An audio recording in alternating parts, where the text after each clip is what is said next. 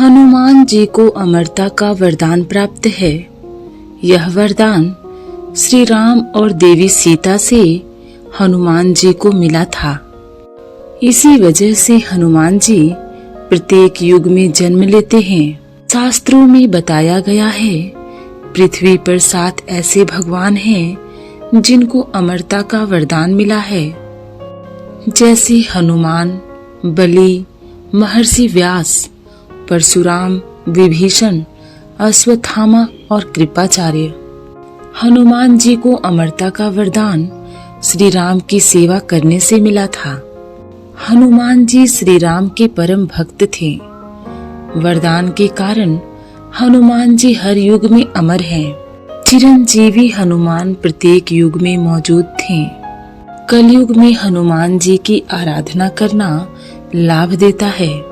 हिंदू शास्त्रों के अनुसार माना जाता है, हनुमान जी का निवास स्थल वहाँ है जिस जगह श्री राम जी की पूजा आराधना की जाती है। उस स्थान पर हनुमान जी निवास करते हैं। माना यह भी जाता है, हनुमान जी कैलाश पर्वत के उत्तर दिशा में आज भी रहते हैं। यह हनुमान जी का निवास स्थल है। कई प्रकार के ग्रंथों में हनुमान जी के निवास स्थल को बताया गया है। पुराणों के अनुसार यह भी कहा जाता है, कलयुग में हनुमान जी का निवास स्थल गंधमादन पर्वत है। कथाओं के अनुसार माना जाता है, जब भीम गंधमादन पर्वत गए थे, गंधमादन पर्वत पर सहस्त्रदल कमल पाए जाते हैं। यह लेने जब भीम पहुँचे तो उन्होंने पाया कि एक वानर पूंछ फैलाकर लेटा हुआ है, जिसके कारण भीम कमल लेने नहीं जा पा रहे थे। तब भीम ने वानर से कहा कि वो अपना पूंछ हटा ले। हनुमान जी वानर के रूप में थे। हनुमान जी ने भीम से कहा, तुम पूंछ हटा लो। भीम ने पूंछ हटाने का प्रयास किया, परंतु पूंछ एक जगह से हिली भी नहीं। यह देखकर भीम समझ गए, यह कोई साधारण वानर नहीं है, यह चिरंजीवी हनुमान है। भीम ने हनुमान जी को प्रणाम किया। कहा यह भी जाता है, गंधमादन पर्वत पर हनुमान जी का पूजा स्थल है।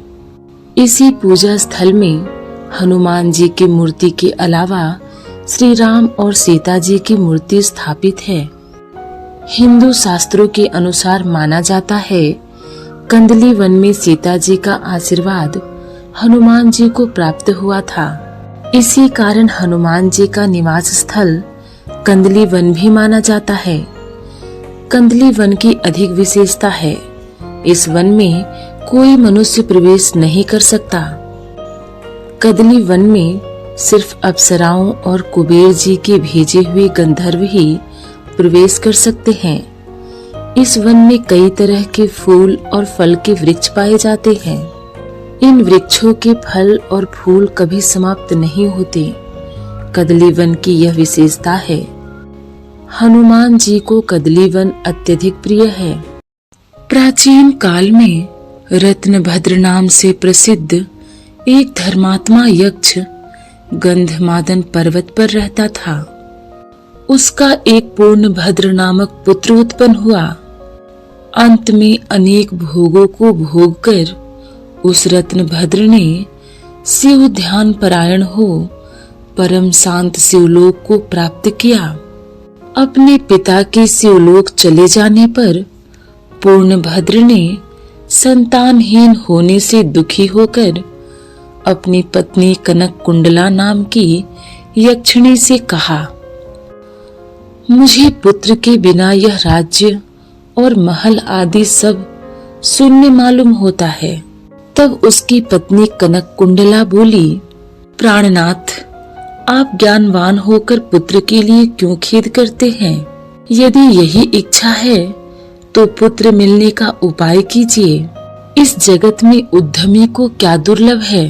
जो प्राणी प्रारब्ध के भरोसे रहते हैं वह नितांत कापुरुष हैं, क्योंकि अपना किया हुआ कर्म ही प्रारब्ध है और कुछ नहीं।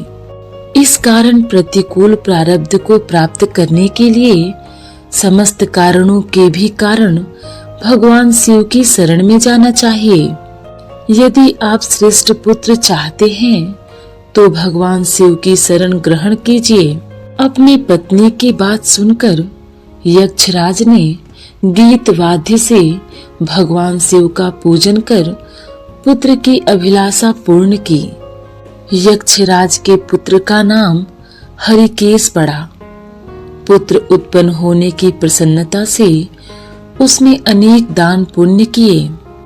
जब हरिकेश 8 वर्ष का हुआ तभी से वह खेल में बालू का शिवलिंग बनाकर दुर्वा से उसका पूजन करता और अपने साथियों को शिव नाम से ही पुकारता था।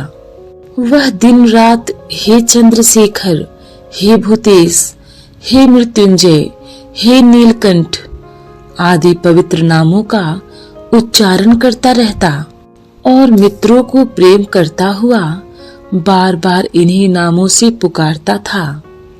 उस बालक के कान इन नामों के अतिरिक्त अन्य किसी नाम को ग्रहण नहीं करते थे। वह शिव मंदिर को छोड़कर किसी अन्य जगह नहीं जाता। उसके नेत्र शिव के अतिरिक्त और कुछ देखने की इच्छा नहीं रखते थे। वह स्वप्न में भी भगवान शिव को ही देखा करता।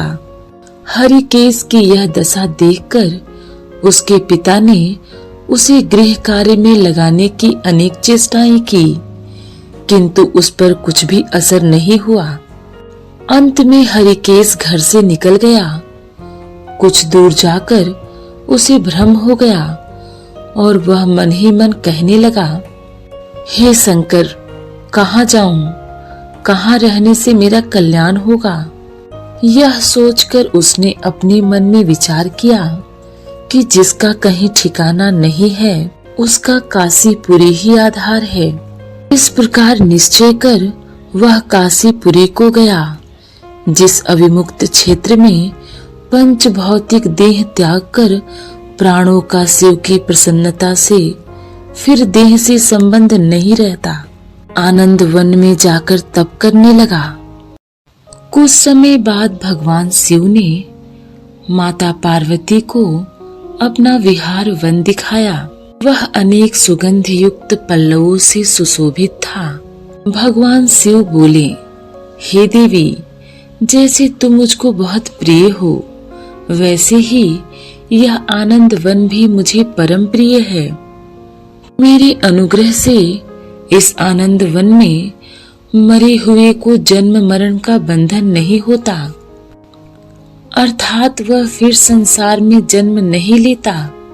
पुण्य आत्मा के कर्म बीज विश्वनाथ की प्रज्वलित अग्नि में जल जाते हैं, इसीलिए वह फिर से गर्भाशय में नहीं आते। काशी वासी लोगों के देहांत समय में मैं ही तारक ब्रह्म ज्ञान का उपदेश देता हूँ, जिससे वे उसी क्षण मुक्त हो जाते हैं। कलयुग में विश्वनाथ देव का दर्शन पूजन, काशीपुरी, भगीरथी, गंगा आदि का सेवन तथा सत्पात्र को दान विशेष फलदायक होता है।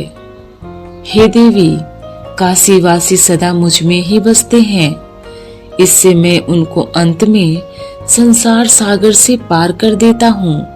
यह मेरी प्रतिज्ञा है। माता पार्वती से इस तरह वार्तालाप करते हुए भगवान शिव उस स्थान पर गए जहाँ हरिकेश समाधि लगाए बैठा था। हरिकेश को देखकर माता पार्वती ने कहा, भगवान, यह आपका तपस्वी भक्त है। इस समाधिस्थ भक्त को वर देकर इसका मनोरथ पूर्ण कीजिए। इसका चित्त केवल आप में ही लगा है और इसका जीवन भी आपके ही अधीन है। माता पार्वती की बात सुनकर भगवान शिव उसके पास गए और उन्होंने समाधि में स्थित उस हरिकेश को हाथ से स्पर्श किया।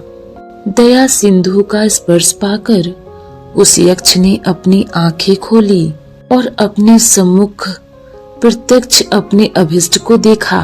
गदगद स्वर में यक्ष ने कहा, हे शंभो, हे पार्वती पति, हे शंकर, आपकी जय हो। आपके कर कमलों का स्पर्श पाकर मेरा यह शरीर अमृत रूप हो गया। इस प्रकार प्रिय वचन सुनकर भगवान शिव बोले, हे यक्ष, तुम इसी क्षण मेरे वर से मेरे क्षेत्र के दंडनायक हो जाओ। आज से तुम दुष्टों के दंडनायक और पूर्णवानों के सहायक बनो और दंडपानी नाम से विख्यात होकर सभी उदत गणों का नियंत्रण करो। मनुष्यों में सत्य अर्थ नाम वाले संभ्रम और उद्भ्रम, ये दोनों गण सदा तुम्हारे साथ रहेंगे। तुम काशीवासी जनों के अन्नदाता, प्राणदाता, ज्ञानदाता हो और मेरे मुख से निकले तारक मंत्र के उपदेश से मोक्षदाता होकर नियमित रूप से काशी में निवास करो। भगवान शिव की कृपा से वही हरिकेश यक्ष काशी में दंडपाणी के रूप में स्थित हो गया और भक्तों के कल्याण में लग गया।